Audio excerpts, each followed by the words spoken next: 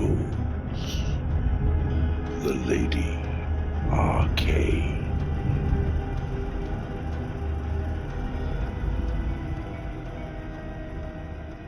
There are no shadows in Pillar Solaris. Still, the girl finds the most unassuming corner she can to examine her prize. The Pillars of Truth, the transparent encyclopean crystal spires of which Solaris is but one, open every inch of themselves to Haish's scourging light. The esoteric planes of moonglass, known as the Great Lenses, harness it to peer into creation's hidden crannies. Even so, the girl wants privacy. Knees pulled up to her chest, she turns the prism over, skipping it between palms when it grows too hot. Within, illumination flickers. It is the tiniest mote of light magic, skimmed off the beams that race above the greater vista and trapped in glossified cantrips, so improvised they would give her tutors conniptions. Still, she has done it. It prompts a rare smile. Flaxen hair falls over her face until she brushes it aside. Her mother dotes upon her hair, but it gets in the way, and she needs to watch this, because at any moment the prism could crack, freeing the light, if she's disturbed. What's that, Astri? Astri's stomach drops. 3 children have approached. Their mirror brooches mark them as scions of the great lens magi. She, by contrast, is the daughter of a polisher serf, those who manually maintain the pillars. That is not supposed to matter, but it does. Astri's not sure why. A soul is a soul, just as light is light. Astrid doesn't speak.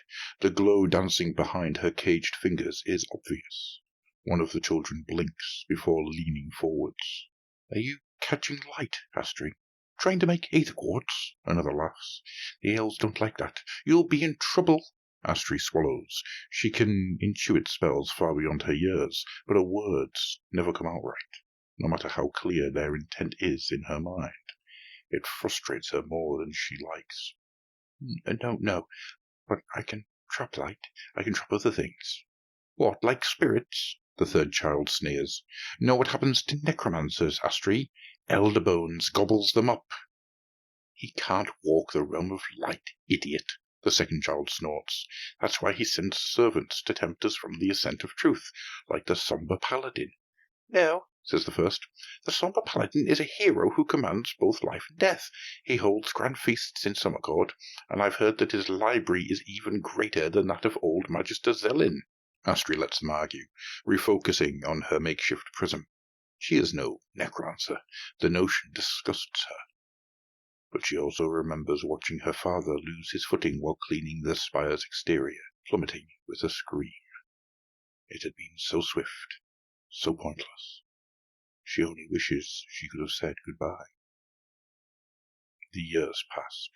She has risen by dint of brilliance, if not charisma, to number amongst the lens magi.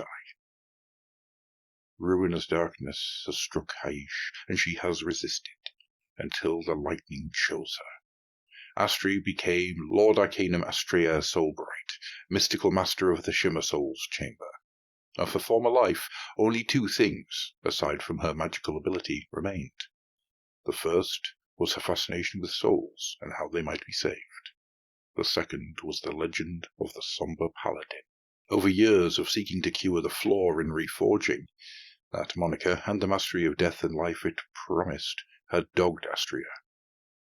It had seen her hunt vampires by the score and led her into the underworld once known as Summercourt, now stalked by cannibal noctivagrants.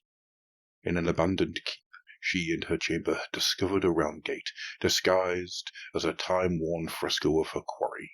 Passing through it had led to a mountainous vale she did not know. Wrongness lingers here, my Lady Arcane, said Radhul Thundermane. The 2 of them led their stormcasts on a winding cliff path, one that clung close to the wall of sheer rock, and was barely wide enough for 3 to travel abreast. The title Radhul offered her was some relic of the Night Incanter's ancestral argot, and had caught on amongst the chamber, despite her best efforts. The cycles are strange, Astria said, fighting a sigh as a strand of blonde buffeted her face. Some quirk of reforging saw her hair perpetually charged with errant static. Astria normally contained it behind her helm, yet the sweltering summer heat had thwarted that. As if sensing her discomfort, Khazra, Astria's Dracoline, gave a sympathetic growl. She smiled as she scratched the beast's ear, whispering an old Zentilian song. Life and death are confused, blending into one, while even fighting for dominance, Astria said, casting a glance back to her warriors. Most were sacrosanct warrior mages, but a few were Thunderstrike armoured outsiders to the chamber that had offered their aid. She frowned. Radhull was a fine scholar, but a war mage first, and preferred metaphysics to be rendered simply. There is a false harmony, however uncomfortable. It is not entirely unlike our own curse. These abominations are nothing like us, my lady, Radhull muttered. Astria suppressed a wince at the shade of offence in his voice, but her lieutenant was dutiful. That said, if we seek answers, we have one clear heading. No matter where they travelled in the mountains, one peak loomed high, the needle at the heart of a granite compass. Upon that peak stood the castle. They had passed many smaller keeps, all abandoned or infested, but only this was the castle. It was tall and proud, gold-braided pennants streaming from its soaring towers and marble flanks.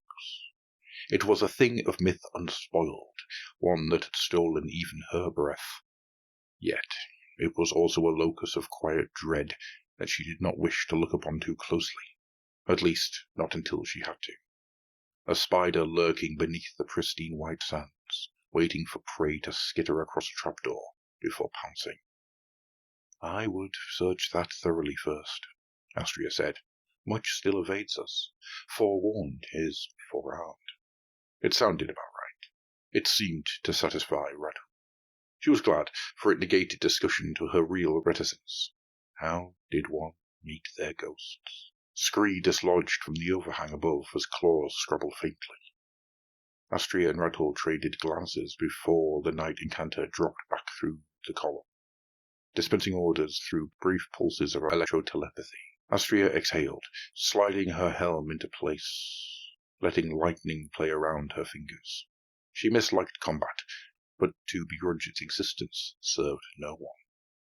The ghouls that leapt upon them offered no choice. They were clad in armour scraps, and rode screaming bat-winged hyenas. Wails of outrage met the Stormcast's trespass. Astria drew her stave, disgorging a spear of azure lightning. Two monstrous bodies were blasted away, smoking and blackened. Another was repulsed by the dome of fulminating force the mage conjured with quick cant gestures. Two bat beasts crouched low, their cackling hisses scraping like broken ribs. As they pounced, Astria traced a luminous arc with her stave. She bound the wind into a wall of pressure that hurled one of the ghouls, and its steed into the unforgiving mountainside. The other smashed into her, tackling her from the saddle. Astria grunted, rolling. The world lurched as the cliffside path dropped out beneath her.